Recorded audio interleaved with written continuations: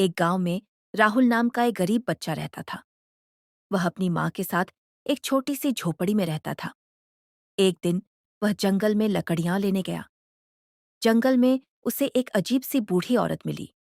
बूढ़ी औरत बोली, बेटा, मुझे बहुत भूख लगी है।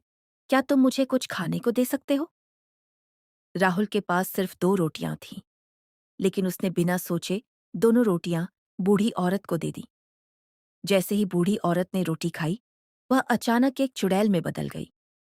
राहुल डर गया, लेकिन चुड़ैल हंसकर बोली, डरो मत, मैं बुरी चुड़ैल नहीं हूं। मैं लोगों के दिल की अच्छाई परखती हूं।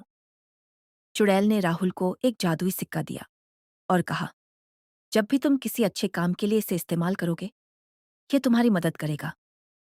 राहुल सिक्का लेकर घर आ गया। अगले दिन गांव का वैद्य खुद उनके घर आया और माँ का इलाज कर दिया।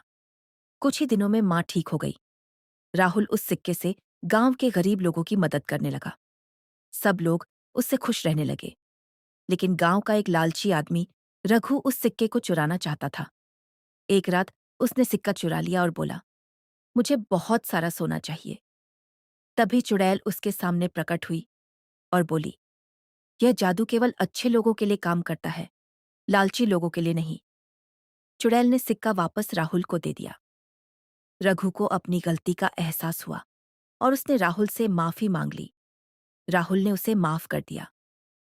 चुड़ैल राहुल की अच्छाई से बहुत खुश हुई और बोली, आज से तुम्हारे घर में कभी किसी चीज की कमी नहीं होगी। इसके बाद राहुल और उसकी माँ खुशी खुशी रहने लगे। चुड़ैल भी जंगल से उनकी रक्षा करती रही।